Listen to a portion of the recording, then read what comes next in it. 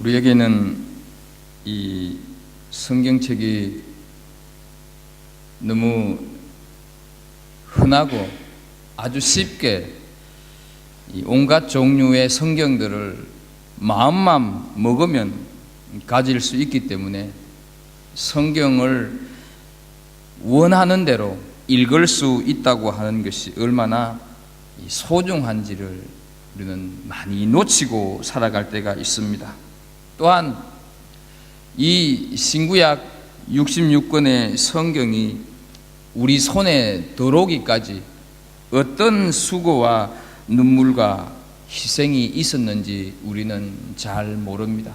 그래서 오늘 이 시간을 통해서 우리말로 이 성경 66권이 있다고 하는 것에 대해서 하나님 앞에 감사를 드리면서 또 이 성경의 소중함을 다시 한번 일깨우는 그런 시간이 되었으면 좋겠습니다.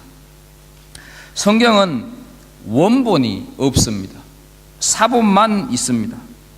모세나 여러 선지자들, 이사야나 엘리야나 이런 사람들이 기록한 것을 베껴 쓴 사본들만 존재하고 있습니다. 종이가 없던 시절이었기 때문에 갈대 잎을 합판 붙이듯이 지그재그로 붙여서 만든 것을 파피루스라고 합니다. 거기에 썼거나 아니면 양 가죽에 옮겨 이렇게 베끼고 또 다른 곳에 베끼고 이래 쓰던 그런 것들을 사본이라고 합니다.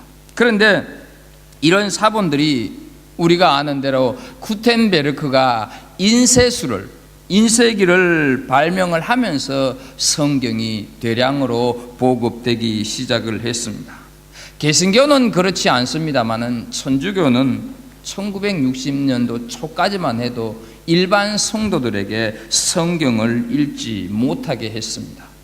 성경은 한권 같지만 신약과 구약, 신약 27권, 구약 39권 이렇게 66권으로 되어져 있습니다. 구약 전체는 929장이고 신약은 260장입니다. 합쳐서 이 신구약 성경은 1189장으로 이루어져 있습니다. 구약 성경은 약 30명의 사람들이, 신약 성경은 약 8명의 사람들이 하나님으로부터 감동을 받아서 기록을 했습니다. 그리고 성경은 또 다른 언어로 기록이 되어져 있습니다. 구약 성경은 우리가 아는 대로 히브리어로 기록이 되어 있고 신약 성경은 헬라어로 기록이 되어 있습니다. 물론 그 사이에 약간의 아람어도 포함이 되어져 있습니다. 성경 중에서 가장 짧은 장은 시편 117편으로 2절만 되어 있습니다. 가장 긴 장 역시 시편 119편으로 176절까지 있습니다. 특이한 것은 영어 알파벳이 있었지 히브리어도 알파벳이 있는데 그 히브리어 알파벳은 22개 글자로 되어 있습니다.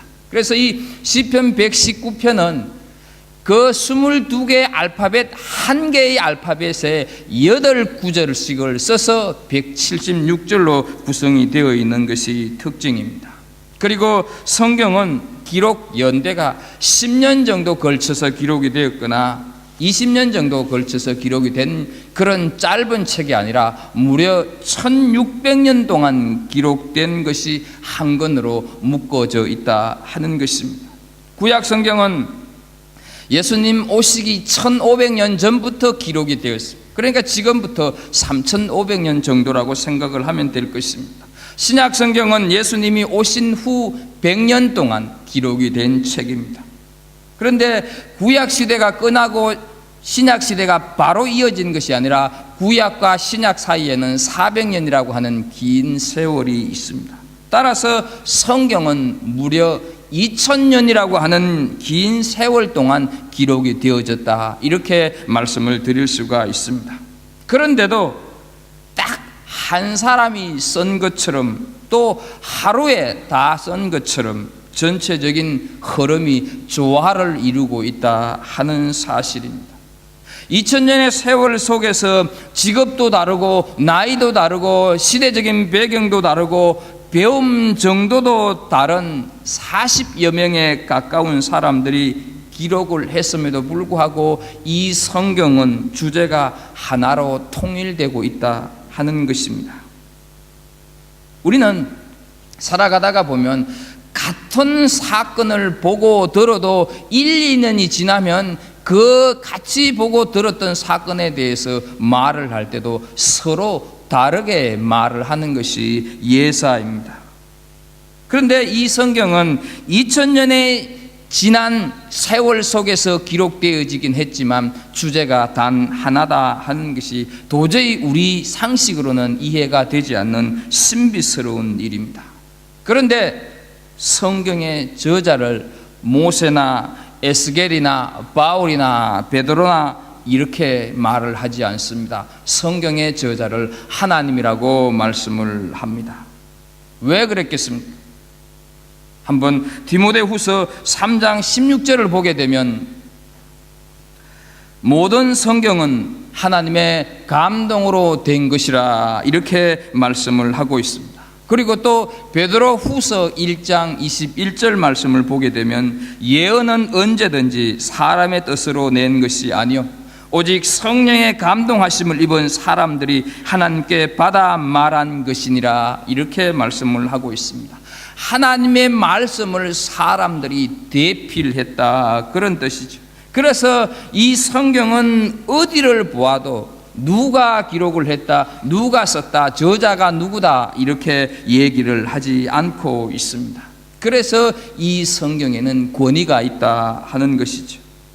2000년 세월 속에 기록된 성경이긴 하지만 그 기록된 이후로 또다시 2000년의 세월이 흘러서 성경은 4000년 동안 흘러내려오는 하나님의 말씀인데 전혀 단 한 군데도 빼거나 더하거나 하지 않는 완전한 말씀이다 하는 것입니다. 우리는 아무리 유명한 학자가 쓴 책이라 할지라도 세월이 지나면 그 책은 수정하거나 보완하는 것이 예사로 알고 있습니다. 여러분들이 많이 사용하고 있는 갤럭시 S4가 또 금세 5로 나오고 아이폰 5도 또다시 있다가 보면 다르게 또 바뀌어져 나올 것입니다. 그러나 성경은 더하거나 뺄 수가 없습니다. 그리고 더해도 안 되고 빼도 안 된다 하는 사실입니다. 만약 성경을 가감하는 사람이 있다고 한다면 요한계시록 22장 18절 19절 말씀을 보면 만일 누구든지 이것들 외에 더하면 하나님이 이 두루마리에 기록된 재앙들을 그에게 더하실 것이요 만일 누구든지 이 두루마리의 예언의 말씀에서 제하여 버리면 하나님이 이 두루마리에 기록된 생명나무와 및 거룩한 성에 참여함을 제하여 버리시리라 말씀을 하고 있습니다. 성경은 더 이상 가감할 필요가 없이 완전한 말씀이다 하는 것을 우리가 알 수가 있습니다. 그렇다고 한다면 우리는 오늘 이 성서주의를 맞이해서 이 성경이 우리 손에 어떻게 해서 들어올 수 있었는가 하는 것을 간략하게 살펴보도록 하겠습니다. 1700년대 말 영국 웨일즈 지방에 메리 존스라고 하는 8살 먹은 여자아이가 있었습니다. 이 아이의 즐거움은 매주일 저녁 교회에 나가서 성경을 배우는 것이었습니다. 그런데 이 아이는 성경을 가지고 있지 않았기 때문에 그렇게 읽고 싶어하는 성경을 읽을 수가 없었습니다. 하는 수 없이 집에서 몇 킬로 떨어져 있는 이반서 부인이라고 하는 사람이 성경을 한 권 가지고 있다고 하는 얘기를 듣고 매주 토요일이면 그 몇 킬로를 걸어가서 거기서 성경을 읽다 오곤 했습니다. 너무 힘이 들고 번거로워서 이 아이가 성경을 사야 되겠다 하는 생각을 가지고 6년 동안 온갖 허드렛 일을 다 하면서 돈을 모으기 시작을 했습니다. 모은 돈을 가지고 30km나 떨어진 곳에 가서 살려고 했지만 성경이 없었습니다. 너무너무 낙심하고 절망하여서 울고 있는데 찰스라고 하는 어떤 목사님이 자기가 사용하고 있던 성경을 이 소녀에게 주게 됩니다. 그러면서 이 소녀가 성경을 갖기 위해서 어떤 일들을 했는가 하는 것을 이렇게 눈물겹게 듣고는 이 소녀뿐만 아니라 다른 사람들도 성경에 대한 갈급함이 있겠구나 생각을 해서 1802년 12월 런던에서 열렸던 기독교 회의에서 이 소녀의 이야기를 전하면서 성경 보급의 필요성을 역설했습니다. 그리고 마침내 1804년 3월 7일 영국 성서공회가 생겼습니다. 이것이 오늘날 세계 성서공회라고 하는 그 단체로 발전을 하게 되는 것입니다. 지금은 147개국의 이 성서공회가 있고, 뉴질랜드도 웰링턴에 이 뉴질랜드 성서공회가 있고, 우리가 두고 온 한국 땅에도 서울에 대한성서공회가 있습니다. 1804년 당시에는 성경 전체 혹은 이렇게 일부분이 67개의 언어로만 번역이 되어졌습니다. 그러던 것이 1850년대에 와서 200개 언어로, 1900년대는 500개 언어로, 1950년대에 와서는 1000개의 언어로 증가가 되었습니다.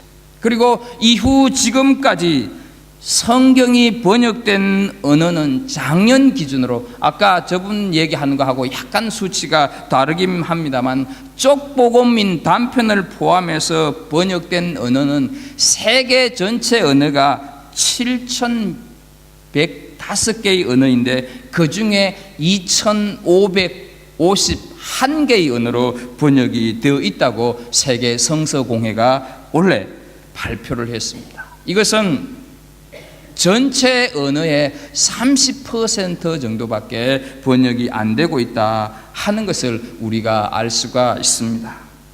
이런 상황 속에서 성서주일이 있다고 하는 것은 성경 번역과 더불어서 성경을 보급함으로 인하여서 복음이 확산될 수 있게 만들기 위함이다 하는 것을 우리는 알아야 할 것입니다. 그런데 우리는 흔히 선교사라 이렇게 말을 하면 현지에 나가서 어떤 사역을 하는 사람들만을 이렇게 선교사라고 생각하기가 쉬운데, 주야장창 성경만 붙잡고 성경 번역만 하는 그런 선교사들도 있다 하는 것이죠.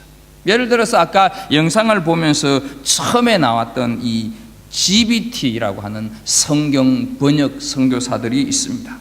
이분들은 훈련을 받고 어느 지역으로 가게 되면 그곳에서 그냥 그 지역 주민들과 함께 더불어서 살아갑니다. 살면서 그 지역의 말과 그 지역의 문화, 이런 것들을 전부 배운다 하는 것이죠. 그리고 다 배운 다음 그 지역이나 그 나라의 말로 성경을 번역하는 것이 임무입니다. 어떤 사람이 성경 번역 선교사로 헌신을 하고 교육을 받으러 갔는데, 마침 그 받으러 간 장소에서 함께 거하는 룸메이트가 외국인이었습니다. 이제 잠을 자고 아침에 일어나서 눈을 떠보니까 이 외국인이 자기보다 먼저 일어나서 성경을 보고 있었습니다. 아침 인사를 해야 되겠구나. 아침 인사를 어떻게 하지? 밤새 잘 주무셨습니까? 이것을 영어로 해야 되는데 어떻게 해야 되지? 막 이렇게 온갖 궁리를 다 합니다. 그러다가 그렇지, Did you have a good sleep? 이렇게 말을 하면 되겠구나, 이렇게 생각을 하고 지금 막 일어난 것처럼 하면서 그 외국인을 보면서 Did you have a good sleep? 이렇게 얘기를 했습니다. 그랬더니 이 외국인이 빙긋이 웃으면서 어떻게 했겠습니까? 굿모닝 그러더라고요. 여러분, 서양인들이 이 아침 인사를 굿모닝이다 이렇게 말을 하는 것을 그 선교사님이 몰랐을 리가 없습니다. 그런데 막상 현장에 가니까 그 현장에서 어떤 식으로 얘기를 해야 될까, 그것을 고민하는 끝에 생각해낸 것이 그 말이라는 것이죠. 이만큼 이 성경을 번역하는 데는 종족의 생활 방식이나 그 문화 이런 것들을 제대로 알아야 번역을 할 수가 있습니다. 이만큼 성경 번역이 어렵다는 것이죠. 그리고 또 하나 있습니다. 이 번역 선교사들 역시 안전에 많은 위협을 받고 있습니다. 번역을 하다가 풍토병이나 또는 미개한 종족에 의해서 살해를 당하기도 합니다.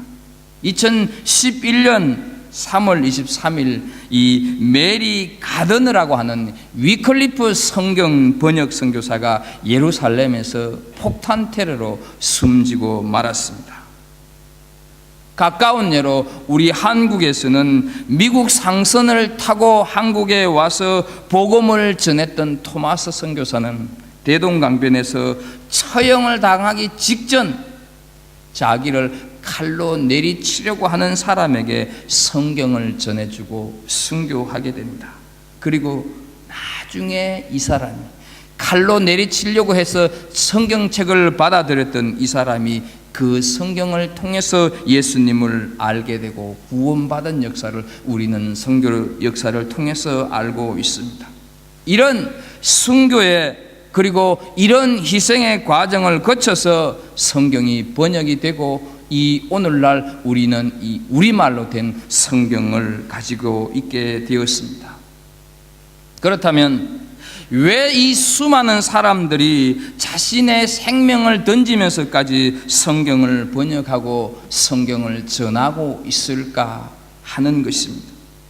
이 질문은 우리 모두가 늘 가져야 할 질문이지만 성경의 내용이 무엇인가 하는 것을 말씀을 드리면서 찾아보도록 하겠습니다. 성경은 천지 만물의 창조부터 어떻게 만물이 시작이 되고 인류의 처음은 어디고 우주의 처음은 무엇이고 시간의 처음부터 시간의 끝까지 그리고 아직 오지도 않은 시대 앞으로 되어질 인류의 종말 세상의 종말 천지 만물이 다 없어지고 새롭게 지음을 받는 그 나라까지 성경은 말씀을 하고 있습니다. 천국이 있다 지옥이 있다 말씀하는 것은 물론이거니와 우리가 살아가는 인간사의 모든 내용을 성경은 다 말씀을 하고 있습니다. 천문학도 물리학도 경제학도 그리고 성경에는 정치도 있고 성경에는 가정도 있고 성경에는 생명을 살려야 된다는 얘기도 많이 말씀을 하고 있습니다. 인간을 축복하는 내용이 있는가 하면 인간의 멸망에 대해서, 인간을 구원하는 얘기가 있는가 하면 인간의 심판에 대한 얘기도 성경 속에 들어 있습니다. 문학도 있고 철학도 있고 음악도 있습니다. 한 나라의 시작과 한 나라의 망함도 있습니다. 그리고 하나님께서 온 우주를 다스리는 위대하심과 전능하심에 대해서도 성경은 말씀을 하고 있습니다. 그러나 우리가 기억해야 될 것은 성경이 이 모든 것들을 다 말하고 싶어서 성경이 이 모든 것들을 다 우리에게 가르쳐 주고 싶어서 성경이 기록된 것은 결코 아니라고 하는 사실입니다. 성경은 단 한 가지 사실을 말씀을 하려고 이 모든 내용을 담고 있습니다. 단 한 가지 때문에 온갖 다양한 모든 사건들을 다 다루고 있다 하는 것이죠. 그래서 조금 전에 말씀을 드리면서 성경 66권은 한 가지 주제로 통일되고 있다고 말씀을 드렸습니다. 성경은 66권이지만 모든 물이 흘러서 바다로 들어가는 것처럼 성경도 가고 있는 한 곳이 있다 하는 것이죠. 66권에 등장하는 모든 사건, 모든 일들이 가르치고 있는 한 곳이 있다 하는 것입니다. 그것이 무엇이겠습니까? 누구를 가르치고 있는 것이겠습니까? 그것이 바로 하나님의 아들 우리 주 예수 그리스도를 향해서 이 성경 66권은 모든 것이 향해져 있다 하는 것입니다. 성경은 예수님을 말씀하기 위해서 수많은 인물들을 등장시키고 성경은 사람들로 하여금 예수께로 인도하기 위하여서 수많은 사람들이 나오고 있다 하는 것이죠. 아브라함이 등장하고 요셉이 등장하고 모세가 등장하고 다니엘이 등장하고 예레미야가 등장하는 것 다른 이유가 아니라 한 사람의 이야기를 하기 위하여서 한 분을 나타내기 위하여서 이렇게 많은 사람, 많은 사건을 이야기하고 있다 하는 것이죠. 그래서 한 분, 단 한 분 예수 그리스도를 알아야 이 성경 전체를 우리는 알 수가 있습니다. 하나님은 한 분 예수 그리스도를 알게 하기 위하여서 2000년, 4000년 동안 지금까지 계속해서 섭리하고 계획하고 우리가 하나님의 부르심을 받는 그날까지 하나님은 역사하고 계신 줄로 믿습니다. 여러분, 성경은 단 한 분 예수 그리스도를 향하고 있다 말씀을 드렸는데 요한복음 5장 39절 말씀을 한번 보도록 하겠습니다. 너희가 성경에서 영생을 얻는 줄 생각하고 성경을 연구하거니와 이 성경이 곧 내게 대하여 증언하는 것이니라. 여기에서 말씀하고 있는 성경은 우리가 이미 알고 있는 대로 구약 성경을 얘기하는 겁니다. 저 요한복음 5장 39절을 예수님께서 말씀을 하셨기 때문에 예수님 당시에는 아직 신약 성경이 기록되지 않았기 때문에 예수님이 말씀하신 것은 바로 구약 성경을 두고 하시는 말씀입니다. 그런데 바리새인들, 사두개인들, 제사장들이 얼마나 구약 성경을 많이 연구하고 많이 공부했겠습니까? 그들을 향해서 너희가 성경에서 영생을 얻는 줄 생각하고 성경을 연구하는 거니와 이는 곧 내게 대해서 증언하는 거다, 이렇게 예수님이 말씀을 하고 있다는 사실이죠. 그 말씀을 들었던 사두개인들과 바리새인들이 어떠했는가, 어떤 생각이 들었을까 하는 것은 우리가 충분히 짐작을 하고도 남습니다. 구약 성경의 주제가 바로 다른 것이 아니라 예수 그리스도다 하는 말씀이죠. 또 하나 있습니다. 우리가 오늘 함께 읽었던 본문 31절을 한번 보겠습니다. 오직 이것을 기록함은 너희로 예수께서 하나님의 아들 그리스도이심을 믿게 하려 하며 또 너희로 믿고 그 이름을 힘입어 생명을 얻게 하려 함이니라 말씀을 하고 있습니다. 30절에 보게 되면 예수님께서 행한 것들이 이것보다도 수록 많이 있는데 간추려서 기록한 것이다. 그런데 이렇게 간추려서 이것을 기록한 것은 바로 예수 그리스도가 우리의 구세주고 그분을 믿음으로 말미암아 우리가 구원을 얻도록 하기 위해서 구원 얻기에 필요한 말씀을 기록해 놓았다, 이렇게 말씀을 하고 있는 것이죠. 성경은 단 한 사람 예수 그리스도를 말씀하고 있다는 것이죠. 우리가 어떤 책을 보거나 또 책을 읽을 때는 왜 이 책이 쓰여졌는가, 쓰여진 동기를 알아야 하고 왜 저자가 이 책을 통해서 무엇을 말을 하고 싶은가, 그 목적을 알아야 합니다. 그리고 그것을 알기 위해서는 우리는 우선 머릿말이나 서론을 잘 보아야 그것을 이해할 수가 있습니다. 그래야 본론으로 들어가도 이분이 지금 뭘 얘기하고 있구나 하는 것을 알게 됩니다. 성경의 주제고 하나님이 말씀하시고자 하는 예수님을 알지 못한다고 하면 성경 전체를 모르는 것이라는 거죠. 아무리 성경 지식이 박식하다고 해도 예수 그리스도를 알지 못하면 그 사람은 성경을 하나도 모르는 것과 똑같아 하는 것이죠. 그렇다면 예수 그리스도를 알기 위해서는 어떻게 해야 합니까?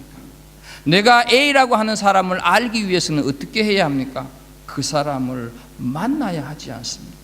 만나야 그 사람에 대해서 알 수 있지 않습니까? 우리가 예수를 알기 위해서는 예수님을 만나야 합니다. 만난 다음에 어떻게 합니까? 만나보니까 이 사람은 내가 믿을 만하다, 믿지 못할 만하다, 그거를 내가 판단할 수 있지 않겠습니까? 알아야 하고 알기 위해서는 만나야 하는데 만나보면 예수 그리스도는 내가 믿을 만하다 하는 것을 알게 된다는 것이죠. 그래서 내가 예수를 이제 믿어야 되겠다 이렇게 생각하는 것, 그것을 바로 예수 그리스도를 영접했다 표현을 하는 것입니다. 물론 믿기는커녕 처음부터 예수님을 만날 생각조차 하지 않는 사람이 있습니다. 그런데 우리가 기억해야 될 것은 이 예수 그리스도를 내가 만나보니 믿을만하다 해서 그 예수 그리스도를 믿게 되면 어떻게 됩니까? 너희로 믿고 그 이름을 힘입어 생명을 얻게 하려 함이니라 말씀을 하고 있습니다. 영생을 얻게 된다 말씀을 하는 것이죠. 어떻게 예수를 믿는 것이 영원히 살 수 있을까 하는 생각 우리는 종종 갖게 됩니다. 그런데 이것을 반대로 생각을 하면 예수를 안 믿으면 영생하지 못한다, 그 말과 같지 않습니까? 언젠가는 죽는다, 그 말과 같은 것이죠. 왜 사람이 죽습니까? 사람이 죽는 이유는 다른 것이 아닙니다. 사람이 죄인이기 때문에 그렇습니다. 왜 사람이 죄인입니까? 여기서 죄인이라고 하는 것은 남을 때리고 죽이고 빼앗고 하는 도덕적인 의미의 죄를 얘기하는 것이 아니다 하는 것을 여러분들은 다 알고 계십니다. 원죄를 얘기하는 것이죠. 아담이 불순종하여서 하나님께서 먹지 말라고 하는 선악을 알게 하는 열매를 먹은 죄라는 것이죠. 그래서 사람들은 다 죄를 가지고 있다는 것이죠. 그것을 로마서 3장 10절에서 12절 세번역 성경으로 제가 한번 읽어드리도록 하겠습니다. 의인은 없다, 한 사람도 없다. 깨닫는 사람도 없고 하나님을 찾는 사람도 없다. 모두가 곁길로 빠져서 쓸모가 없게 되었다. 선한 일을 하는 사람은 없다, 한 사람도 없다. 이렇게 말씀을 하고 있습니다. 우리 인간들은 모두가 다 잘못되어졌다 하는 것이죠. 우리 인간들은 다 삐뚤어졌다 하는 말씀입니다. 죄인이라는 말씀이죠. 아담 한 사람이 죄를 지어서 죄가 이 땅에 들어왔고 그가 하나님 앞에 불순종하여서 우리 모두가 다 죄인이 되었다 하는 것입니다. 모든 죄의 뿌리가 아담에 두고 있다 하는 것입니다. 그런데 문제는 모든 죄의 뿌리가 아담에게 있다, 아담 한 사람 때문에 내가 죄인이다 하는 것을 믿지 못하는 것이 문제입니다. 안 믿어지고 받아들이지 못하는 것이 문제다 하는 것이죠. 수천 년 전의 일인데 나는 아담과 하와의 얼굴도 모르는데 내 성은 김씨고 내 성은 이가고 내 성은 박씨인데 말이 안 된다는 것입니다. 여러분, 정말 그럴까요? 물론 수천 년 전의 일인 건 사실입니다. 그런데요, 수천 년 전의 일이라고 하는 사실이 우리 인간의 시간 개념으로 볼 때 그런 것이다, 이런 생각은 한번 해보셨습니까? 인간의 시간으로 보아서는 안 되고 하나님의 시간 개념으로 보아야 된다 하는 것이죠. 하나님께서는 천년이 하루 같고 하루가 천년 같아 하는 말씀 우리는 다 알고 있습니다. 그리고 또 있습니다. 여러분, 우리 아이들이나 여러분 손주들이 자라면서 부모를 닮아갑니까? 안 닮아갑니까? 자는 모습도 닮고요, 그림거리도 닮습니다. 그리고 또 음성조차도 닮는 것을 보게 됩니다. 여러분, 손주나 자녀들에게 내가 그림을 이렇게 그러니까 너도 이렇게 그려야 된다, 그림그리 가르쳐 주셨습니까? 내 목소리가 괜찮으니까 너 이런 목소리를 가져야 돼 하면서 성대 수술을 해 주셨습니까? 아닙니다. 또 있습니다. 사회에서 비리를 저지른 한 사람 때문에 그 사람이 속해 있는 모든 사람들이 다 욕을 먹습니다. 목사 한 사람이 잘못하면 모든 목사가 다 욕을 얻어먹고요, 공무원 한 사람이 비리를 저지르게 되게 되면 모든 공무원이 동시에 손가락질을 받습니다. 한 사람 때문에 모든 사람들이 다 지탄을 받는다 하는 것이죠. 그렇다고 한다면 아담 한 사람 때문에 그 죄가 우리에게 원죄로 내려오는 것이 이상할 것 없지 않습니까? 우리가 하나님 앞에 기도해야 되는 것은, 주님, 내가 죄인임을 믿어지게 해 주십시오. 주님, 내가 주님의 은혜로 내가 죄인임을 깨달아지게 해 주십시오. 이것을 우리는 하나님 앞에 기도해야 될 줄로 믿습니다. 이 죄가 예수 그리스도를 믿으면 해결이 되고, 그래서 영생을 얻게 하신다는 것이죠. 예수님이 어떤 분이시기에 영생을 우리에게 주실 수가 있습니까? 그분은 죄를 용서하실 수 있는 분이기 때문에 그렇습니다. 이 세상에서 내 죄를 용서해 줄 수 있는 사람은 아무도 없습니다. 모든 사람이 다 죄인이기 때문에 그렇습니다. 그러나 예수 그리스도는 죄가 없는 분이십니다. 그래서 성경의 축소판이라고 할 수 있는 요한복음 3장 16절을 보게 되면 이렇게 말씀을 하십니다. 하나님이 세상을 이처럼 사랑하사 독생자를 주셨으니 이는 저를 믿는 자마다 멸망치 않고 영생을 얻게 하려 하심이니라 말씀을 하고 있습니다. 여러분들이 다 잘 알고 계시는 포항제철을 세계 최고의 기업으로 이끌어온 박태준 씨를 알 것입니다. 이 박태준 포항제철 회장은 수년 전만 하더라도 이 한국 불교 신도 협회 회장을 역임한 사람이었습니다. 그러나 1992년 우리가 한국의 대선 전으로 돌아가 본다고 하면 이 사람은 본의 아니게 어떻습니까? 미국이나 일본 등지로 외유를 나가야만 했습니다. 일본 도쿄 외곽의 조그만 호텔에서 근 1년간 쓸쓸하게 생활을 하고 있었는데, 어느 날 그가 묵고 있던 그 호텔에서 평소에는 눈에 잘 띄지도 않던 책이 2권이 눈에 띄어졌습니다. 한 권은 불경이었고 한 권은 성경책, 시편, 잠언, 그 다음에 신약 성경이 들어있는 책. 기도원 협회에서 각 호텔로 이렇게 보내지 않습니까? 그 성경책이 눈에 들어왔습니다. 도대체 이 성경에 무슨 내용이 적혀 있을까 하는 궁금증이 일어나서 그 성경을 펼쳐 들다가 시편 23편이 눈에 들어왔습니다. 여호와는 나의 목자시니 내게 부족함이 없으리로다. 그가 나를 푸른 초장에 누이시며 쉴만한 물가로 인도하시는도다. 이 말씀이 그 가슴팍에 확 들어왔습니다. 그리고는 많은 깨달음을 얻고 한국에 귀국하여서 서울 소망교회 등록하여서 예수 그리스도를 영접하고 지금 80이 넘은 노구에도 주일 예배를 참석하고 있다 하는 사실입니다. 오늘날 이 지구상에는 우리 손에는 이처럼 쉽게 들려진 하나님의 말씀을 기다리는 손길들이 수도 없이 많이 있습니다. 그리고 이 복음을 들어보지 못하고 죽어간 영혼이 수도 없이 많이 있음을 우리는 알아야 할 것입니다.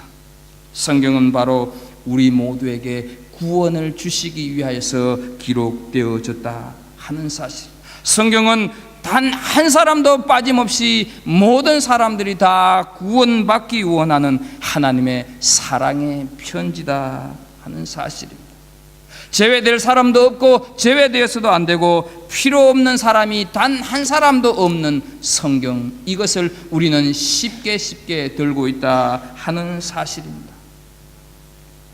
성경을 통해서 우리가 예수 그리스도를 믿으면 우리가 구원받는 것은 물론이거니와 이 세상을 살아가면서 내게 닥치는 온갖 소름, 온갖 아픔, 내 모든 환난과 고통을 우리는 말씀에 의지하여서 이겨나갈 수가 있고, 우리는 비록 죽어서 천당 가긴 하겠지만 이 세상 속에서도 영적인 풍성한 삶을 누릴 수 있다는 사실을 여러분들이 기억했으면 좋겠습니다.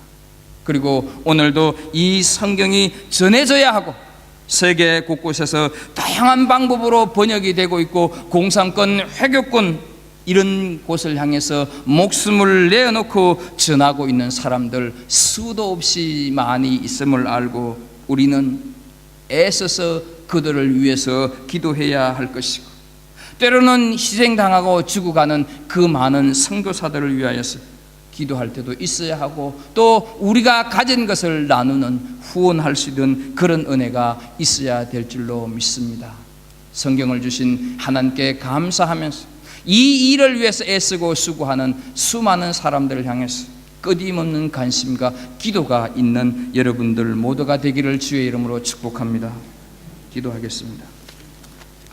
하나님 아버지, 우리에게 성서주의를 주시고 단 한 번도 생각해 보지 못했던 성경이 내게 이렇게 있다고 하는 것이 얼마나 고마운 것이고, 내가 마음대로 성경을 읽을 수 있다고 하는 것이 얼마나 축복인가 하는 것을 깨닫게 해주시니 감사합니다. 하나님, 이 말씀 내 손에 들고 끊임없이 읽고 묵상하게 하시고, 이 일을 위해 애쓰고 수고하고 때로는 목숨까지도 내던지는 수많은 사람들을 위하여서 우리가 기도하며 저들과 함께 마음을 나눌 수 있는 하나님의 백성들 다 되게 하여 주옵소서. 예수님의 이름으로 기도합나이다. 아멘.